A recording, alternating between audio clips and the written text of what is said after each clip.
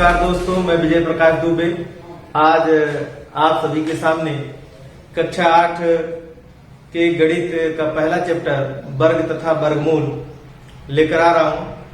आशा करता हूं आप सभी को बहुत ही पसंद आएगा। और चलिए अपने टॉपिक को हम शुरू करते हैं। सबसे पहले शुरुआत करते हैं वर्ग से। तो आप सबसे पहले जान लीजिए वर्ग किसे कहते हैं। वर्ग का मतलब होता है जब किसी संख्या में किसी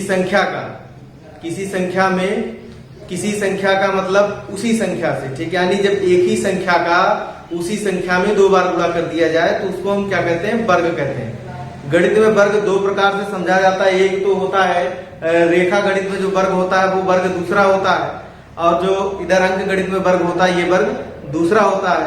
अंक गणित का जो वर्ग होता है इसकी परिभाषा हम क्या लिखते हैं, जब किसी संख्या का उसी संख्या में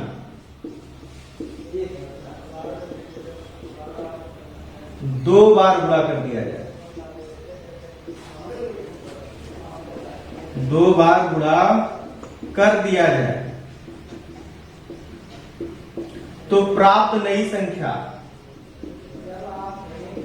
तो प्राप्त नई संख्या उस संख्या का वर्ग कहलाता है।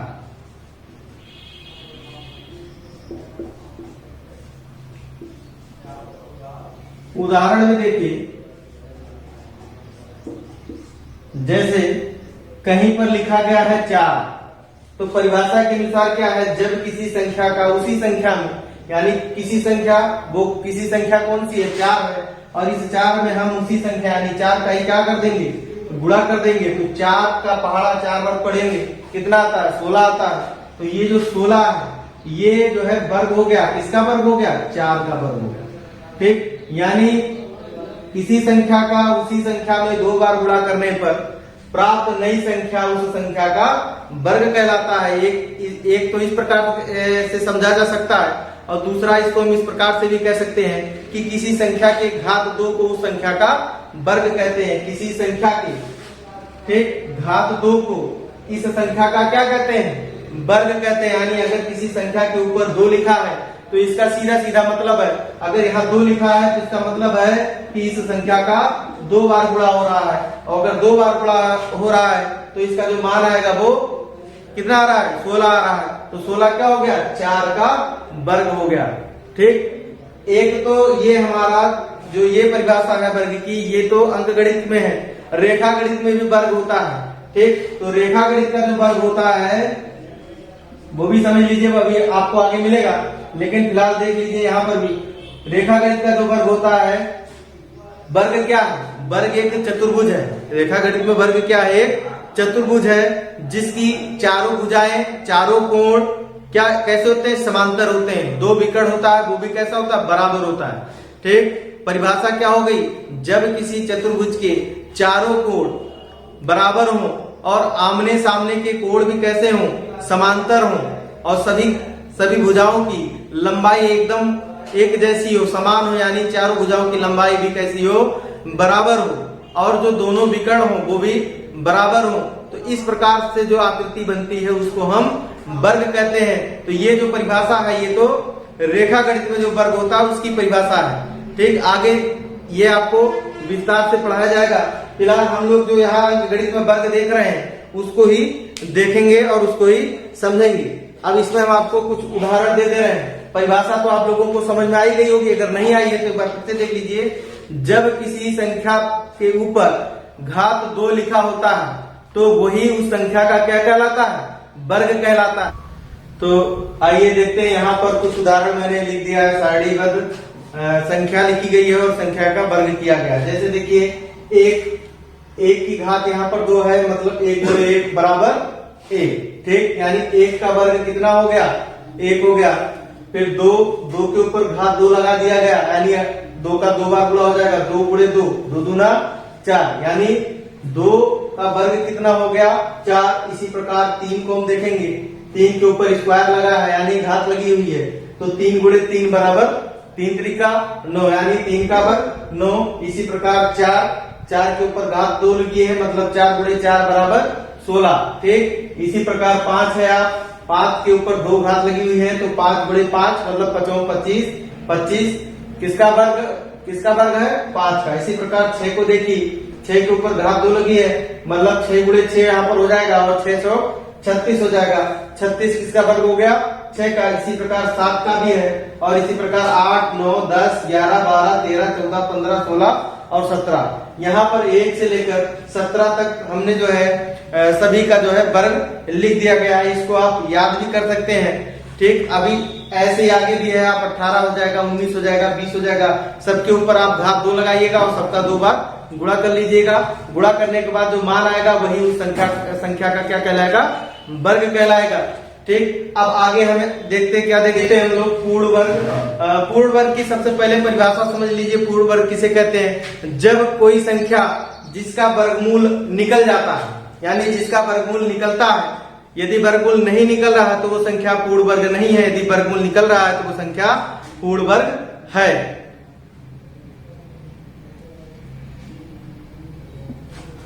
जैसे उदाहरण पहले देखते हैं, कहीं पर लिख दिया गया, मान लीजिए 225 लिख दिया गया और कहा गया बताइए क्या ये पूर्ण वर्ग संख्या है, यदि है तो क्यों, यदि नहीं है तो क्यों।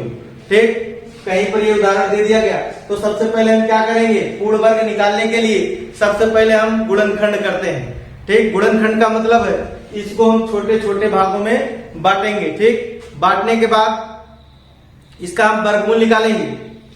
जैसे देखिए ये हो गया 225। अब इसका वर्गमूल निकालने के लिए हम क्या करेंगे, इसका गुणनखंड करेंगे। ठीक, 225 ये किससे कटती है,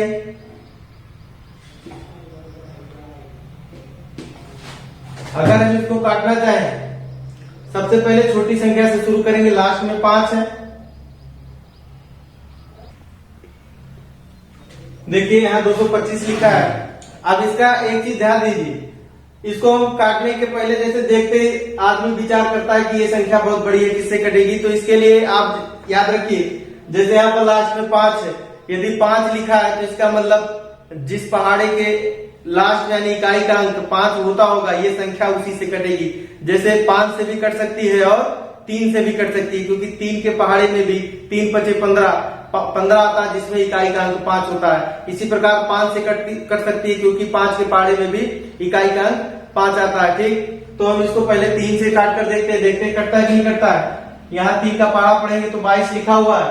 ठीक, 3 सत्ते कितना हो जाएगा, 21 हो जाएगा। यदि नहीं काट पा रहे हैं आप तो आप क्या करेंगे, यहाँ पर आप इसको सीधे सीधे भाग दे दीजिए, ऐसे 3 से भाग दे दीजिए। 3 सत्ते 21, यहाँ पर आपका कितना बचा, 1, यहाँ से क्या उतार लिया 5, अब यहाँ पर 15 हो गया और 3 से 15 कट जाता है, 3 5 15, ये देखिए कट गया। यहाँ पर जो चीज आएगा, ठीक, जो आपका भागफल आएगा उसको हम यहाँ लिख देते हैं।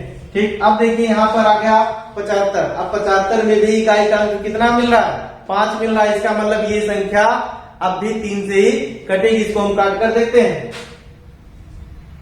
काटने का तरीका, यदि आप इस प्रकार से नहीं काट पा रहे हैं तो आप सीधे सीधे भाग दे दीजिए।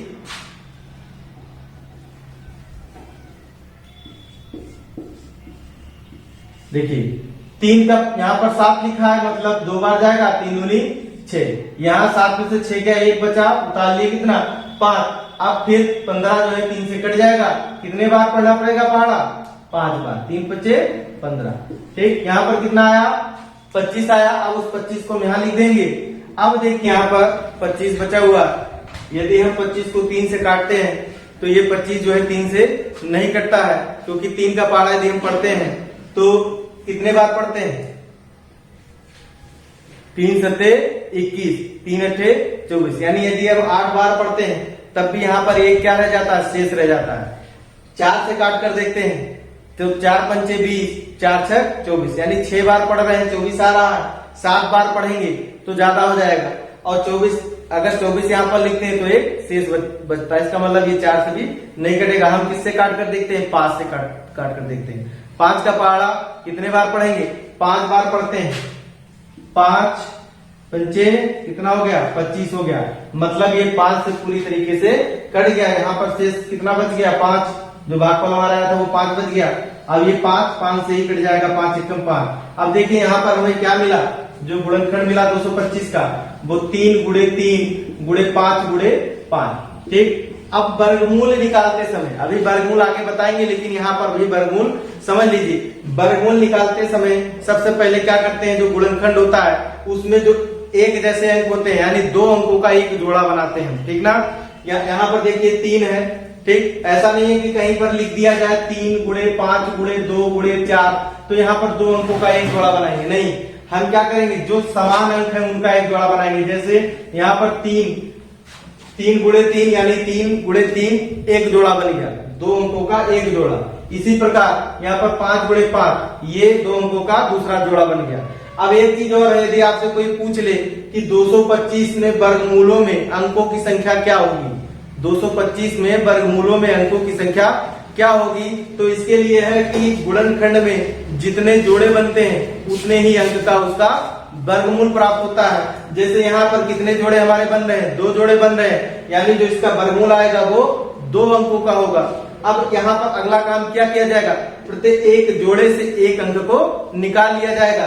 जैसे पहला जोड़ा हमारा 3 गुणे 3 का है, तो 3 से हम एक अंक निकाल लेंगे 3। इसी प्रकार दूसरे जोड़े से दूसरा जोड़ा हमारा 5 गुणे 5 का है, इससे भी है एक हम बाहर कर लेंगे, तो ये कितना हो जाएगा 5 हो जाएगा। अब हमारे पास क्या हो गया 3 गुणे 5, और 3 गुणे 5 का आपस में गुणा करते हैं तो कितना आता है 15। ठीक, यानी 225 का वर्गमूल कितना आया 15, यानी 15 का जब 2 बार गुणा करते हैं तो 15 गुणे 15, 15 15 225, यानी 225 किसका वर्ग है 15 का वर्ग है। ठीक, अब आगे 1-2 उदाहरण और हम देखते हैं।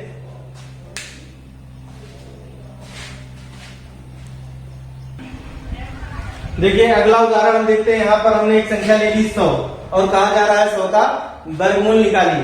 ठीक, तो देखिए यहाँ पर हमने जो संख्या ली और आपसे ये पूछा जा रहा है कि बताइए क्या इसका जो वर्ग है वो पूर्ण वर्ग, ये जो संख्या है पूर्ण वर्ग है कि नहीं है। तो हमने बताया था पूर्ण वर्ग की परिभाषा कि जब किसी संख्या का गुणनखंड पूरी तरीके से हो जाए और उसका वर्गमूल निकले तो वो संख्या पूर्ण वर्ग होती है। यदि उसका गुणनखंड नहीं बन रहा है, गुणनखंड मतलब गुणनखंड करने के बाद उसके जोड़े नहीं बन रहे हैं या उसका वर्गमूल नहीं निकल रहा है, तो वो पूर्ण वर्ग संख्या नहीं है। इसी प्रकार हम 100 को देखते हैं इसका वर्गमूल निकलता है कि नहीं निकलता है।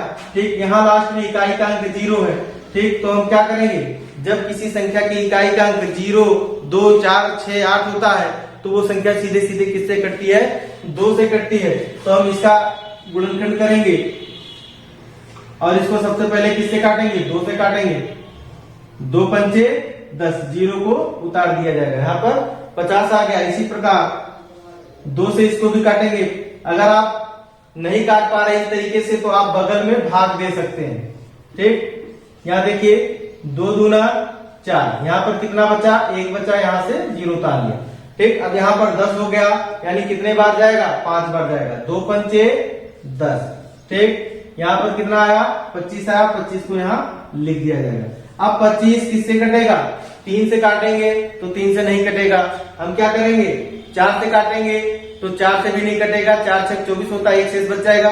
तो हम किससे काट कर देखेंगे 5 से काट कर देखेंगे। तो यहाँ पर हो जाएगा 5 का पहाड़ा। हम 5 बार जब पढ़ते हैं तो कितना मिलता है 25 मिलता है। ठीक है ना, 25। यहाँ पर क्या बच गया 0 और ये आपका कितना आ गया 5 आ गया, उस 5 को यहाँ लिख देंगे। अब ये यहाँ पर 5 है तो जाहिर सी बात है 5 केवल 5 से ही कटेगा, 5 एकम 5। अब आगे हमें क्या करना है, हमें सबसे पहले इस गुणनखंड के अंकों को लिख लेना है। कौन कौन से अंक हैं 2 गुणे 2 और 5 गुणे 5। अब हम क्या करेंगे, अब हमारा सबसे पहला काम है कि समान अंकों के जोड़े बनाने हैं। जितने जोड़े बनेंगे उतने ही अंक का वर्गमूल हमें प्राप्त होगा। ठीक, तो यहाँ पर एक जोड़ा हमारा 2 गुणे 2 का बना और दूसरा जोड़ा हमारा 5 गुणे 5 का बना। ठीक, तो अब इसके बाद आगे क्या करना है, आगे करना है प्रत्येक जोड़े से एक अंक को बाहर कर लिया जाएगा। ठीक, यहाँ से हम किसको बाहर कर लेंगे 2 को, और यहाँ से किसको बाहर कर लेंगे 5 को। अब 2 गुणे 5 बराबर कितना होता है 10, यानी 10 गुणे 10। जब 10 का वर्ग करेंगे तो 10 का वर्ग कितना आता है 100 आता है। ठीक, अब यहाँ पर आपसे ये पूछा गया था ये पूर्ण वर्ग संख्या है कि नहीं है, तो हमें यहाँ क्या मिलता है कि हमने जब 100 का गुणनखंड किया तो ये पूरी तरीके से इसका गुणनखंड हो गया, ये संख्या पूरी तरीके से छोटे छोटे खंडों में बट गई और इसका वर्गमूल निकल कर कितना आ गया 10। ठीक, तो इसका मतलब ये क्या है, ये एक पूर्ण वर्ग संख्या है, यही हमको इसमें जानना था। आइए इसकी परिभाषा लिख लेते हैं। तो देखिए पूर्ण वर्ग आपको बता रहे थे, पूर्ण वर्ग की परिभाषा हो गई जब किसी संख्या के गुणनखंडों के जो अंक हैं, ठीक, उनमें समान अंकों के हम जोड़े प्राप्त कर सके। जब समान अंकों के जोड़े प्राप्त हो सकेंगे तो वो संख्या पूर्ण वर्ग कहलाएगी। जैसे देखिए अगर मान लीजिए कोई किसी संख्या का हमने गुणनखंड किया और वहां पर 2 गुणे 2, 5 गुणे 5, यहाँ पर 5 गुणे 5, ठीक, और आगे आ गया आपका 6। आप देखिए यहाँ पर ये एक जोड़ा बन गया, 2 जोड़ा बन गया, लेकिन 6 का जोड़ा नहीं बन रहा है, तो ये पूर्ण वर्ग संख्या नहीं कहलाएगी। लेकिन यदि 6 का जोड़ा बनेगा तो जो भी संख्या है वो संख्या कैसी कहलाएगी, पूर्ण वर्ग कहलाएगी। यानी गुणनखंड करते समय गुणनखंडों के जो अंक हैं यदि उनमें 2 अंकों का जो एक जोड़ा होता है वो पूरी तरीके से बन रहा है तो वो संख्या पूर्ण वर्ग कहलाएगी। तो आज हम अपने टॉपिक को यही समाप्त करते हैं। आप सभी से फिर मुलाकात होगी अगले वीडियो में, तब तक के लिए धन्यवाद।